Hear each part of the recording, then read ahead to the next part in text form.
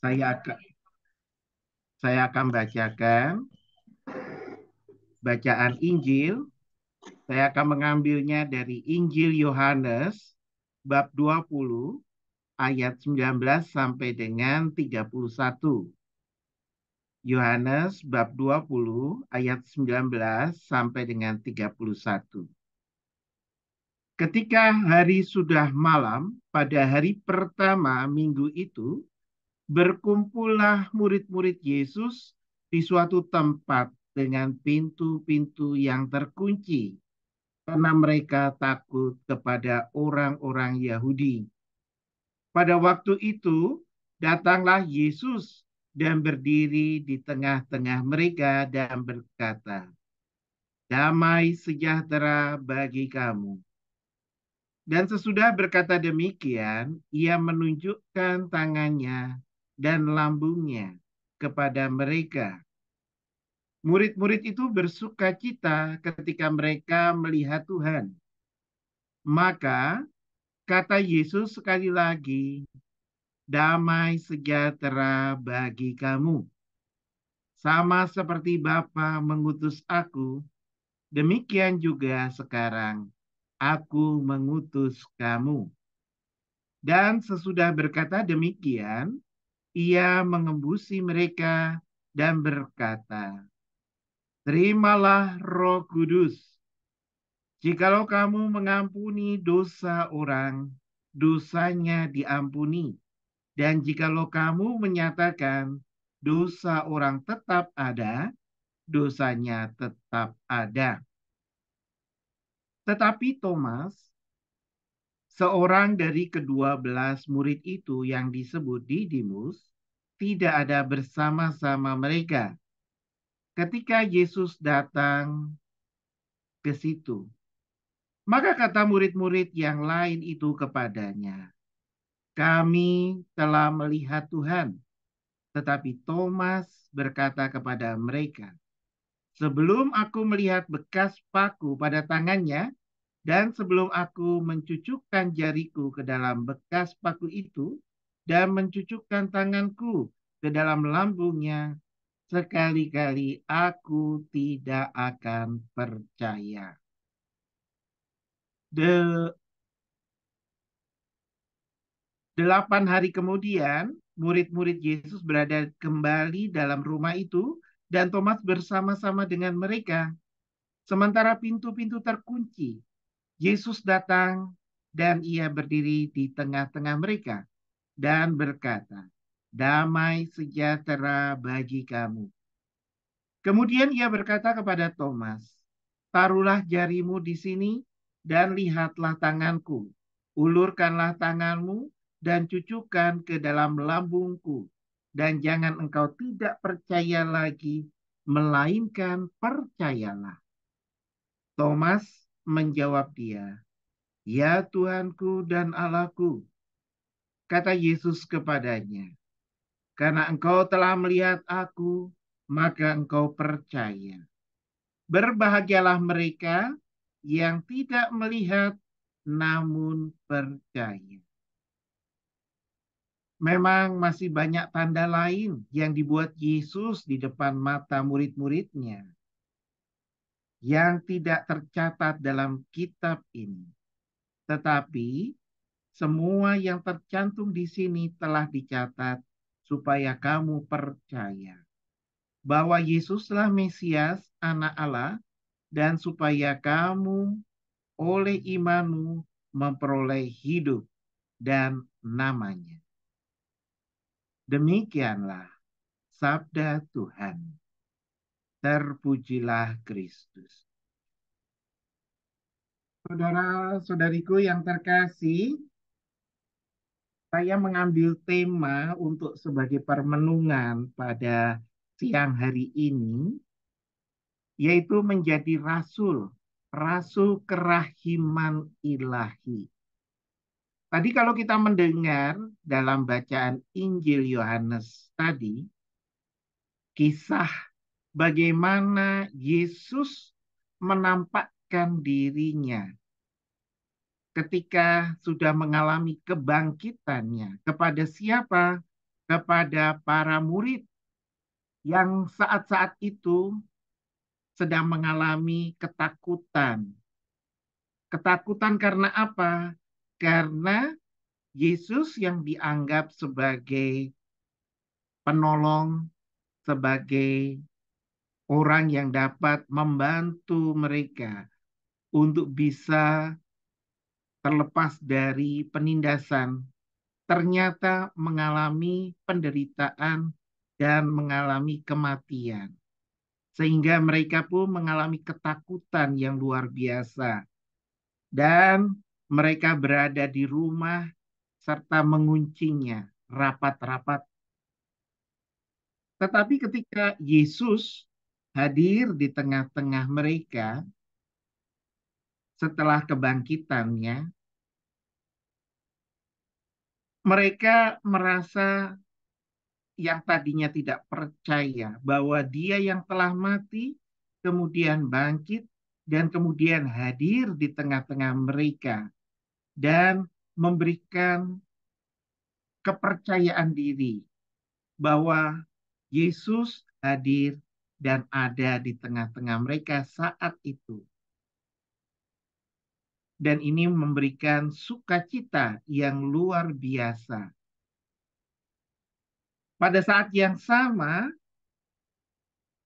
mereka, para murid ini, menerima Roh Kudus dan juga mengalami suatu perutusan untuk menjadi rasul. Rasul yang membawa pengampunan dan damai sejahtera. Oleh karena itu, para rasul ini pun, para murid ini pun menjadi rasul dari kerahiman ilahi, di mana kerahiman itu adalah rahmat dari Tuhan untuk bisa memberikan pengampunan dan damai sejahtera kepada semua orang. Saudara-saudariku yang terkasih, kegembiraan Paskah atau kebangkitan Kristus ternyata tidak mudah untuk diterima. Seringkali perlu apa? Perlu iman. Kalau tadi kita mendengar bagaimana Yesus memberikan penampakannya kepada para murid. Dan ketika itu ada satu murid Yesus yang tidak hadir di dalam kebersamaan mereka dan di dalam penampakan Yesus, yaitu Thomas. Thomas salah seorang dari murid Yesus yang tidak hadir di situ. Ketika saudara-saudaranya, orang-orang yang menjadi murid-murid Yesus, menceritakan kepada Thomas bahwa Yesus yang telah bangkit itu hadir di tengah-tengah mereka. Dan ketika itu pintu sedang tertutup, rapat-rapat, tetapi Yesus hadir. Dan dia memberikan Roh Kudus dan mengutus para murid yang lainnya untuk bisa mewartakan membawa pengampunan dan damai sejahtera bagi Allah kepada semua orang. Ternyata Thomas itu tidak percaya. Tidak mudah bagi Thomas untuk mempercayai itu. Dan Thomas itu pun mengatakan kepada para murid lainnya, teman-temannya itu, untuk bisa sebelum saya melihat dan mencucukan semua luka-luka yang terjadi pada diri Yesus, saya tidak percaya. Saudara-saudariku yang terkasih, keraguan dan ketidakpercayaan seperti itu justru menjadi awal perpecahan. Kenapa menjadi perpecahan? Karena ketika mereka bersama-sama di dalam sebuah komunitas dan ketika seseorang yang tidak percaya Dan sehingga terpisahlah kebersamaan di dalam komunitas itu karena dia menjauhkan diri dari komunitas dan iman. Begitu juga terjadi dalam diri para murid Yesus itu.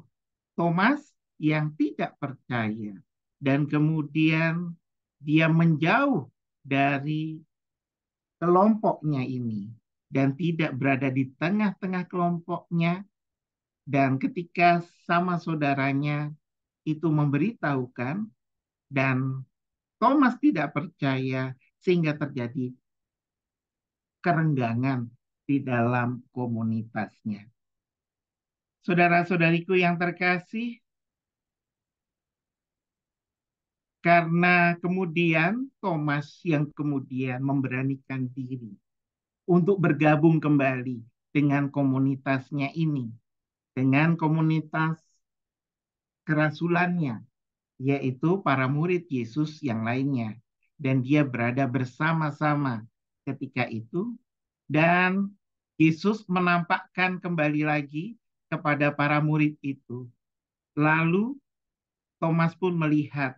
Dan kemudian Thomas pun diminta oleh Yesus untuk mencucukkan luka-luka yang ada pada diri Yesus. Dan mulai saat itulah dia mulai percaya. Yesus meminta kepada Thomas yang tadinya ragu-ragu, bimbang, tidak percaya itu, akhirnya Yesus pun mengatakan, jangan engkau tidak percaya lagi, melainkan percayalah. Hanya orang yang percaya, hanya orang yang tidak lagi bimbang dan ragu, hanya orang yang beriman, ia akan mengalami apa? Sukacita, kebangkitan. Meskipun pintu hatinya tertutup rapat, tetapi Yesus hadir, menampakkan diri kepada orang yang percaya, orang yang tidak ragu, orang yang tidak lagi bimbang. Karena Yesus hadir di dalam hati mereka. Saudara-saudariku yang terkasih, dengan kebersamaan di dalam sebuah komunitas beriman, seseorang akan mengalami kehadiran Tuhan yang memberikan apa? Pemenuhan. Memberikan pemenuhan rohani, pemenuhan kehadiran Tuhan. Dan Tuhan Yesus pun mengatakan, jangan engkau tidak percaya lagi, melainkan percayalah. Sebab berbahagialah orang yang tidak melihat, namun percaya. Dan ini terjadi di dalam komunitas ini, komunitas devosional kepada kerahiman ilahi. Sebuah kelompok yang percaya akan kehadiran Tuhan. Dan ini saling menguatkan. Dan dengan saling menguatkan, semua orang menjadi percaya. Meskipun di antara saudara-saudari tidak melihat Yesus, tetapi percaya akan kehadiran Yesus di tengah-tengah kita. Kita perlu apa? Melihat dengan mata hati, dengan mata iman. Sebab hanya hati yang terbuka dan percaya menghantar kita untuk mengalami kehadiran Tuhan yang bangkit. Bahkan juga melalui orang-orang yang ada di sekeliling kita. Tuhan yang bangkit itu hadir. Pengalaman Rasul Thomas ini terkadang menjadi pengalaman kita. Kita tidak mudah untuk percaya atas apa? Pewartaan yang kita terima. Kita terima dari siapa? Dari orang-orang di sekeliling. Mungkin dari keluarga yang telah merasakan kehadiran Tuhan. Dan kita perlu apa? Seperti Thomas, sebelum saya melihat, sebelum saya merasakan, saya tidak akan percaya. Tetapi Tuhan Yesus mengingatkan kepada kita untuk berbahagialah orang yang tidak melihat namun percaya. Nah, saudara-saudariku yang terkasih, walaupun kita tidak melihat Tuhan, tapi kita percaya kehadirannya, itu memberikan kegembiraan. Kegembiraan dalam hati kita. Kita tidak lagi menjadi ragu, menjadi bimbang atas segala yang kita alami di dunia ini. Karena kita itu merasakan kehadiran Tuhan yang menguatkan kita. Untuk apa? Untuk terus berjuang. Untuk terus semakin dekat dengan Tuhan. Seperti para rasul melihat kehadiran Tuhan dalam sebuah kebangkitannya, memberikan harapan, memberikan semangat baru bagi. Karena Tuhan Yesus yang hadir di dalam kebangkitannya dan dia hadir di tengah-tengah para muridnya, para rasulnya itu. Saudara-saudariku, kita seringkali juga meragukan belas kasih, kemurahan, dan kerahiman Tuhan bagi kita. Kita seringkali juga merasa bahwa Tuhan itu tidak ada dekat dengan kita. Kita merasa bahwa Tuhan itu telah mati. Bahkan kita berkata, untuk apa lagi kita percaya kepada Tuhan? Kita bahkan keluar dari kebersamaan sebagai suatu komunitas ataupun gereja. Ketika kita mengalami banyak kesulitan, banyak tantangan yang kita alami ketika kita berziarah di dunia ini.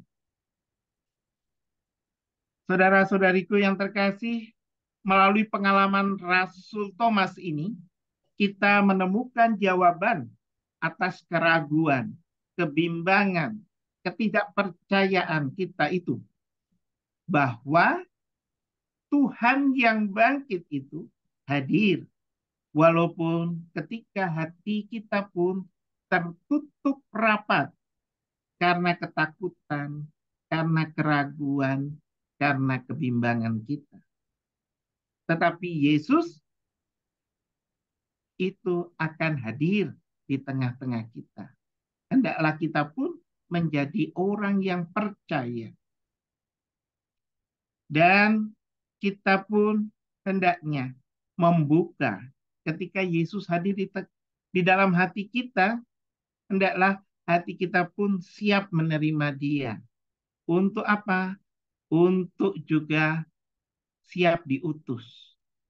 Diutus untuk menjadi rasul. Rasul kerahiman bagi semua orang. Bagi kita semua yang ada di dunia ini. Terlebih di dalam perziarahan hidup kita. Kepada kita pun Yesus bangkit. Dan dia pun berkata, janganlah engkau tidak percaya lagi, melainkan percayalah. Sebab bagi yang percaya, segala sesuatu menjadi mungkin. Berkatnya menjadi nyata, kerahiman dan belas kasihnya terus mengalir bagi kita. Oleh karena itu, kelompok yang kalian sudah bentuk ini hendaknya menjadi kekuatan. Kekuatan iman, saling meneguhkan. Dan disitulah juga Yesus pun hadir.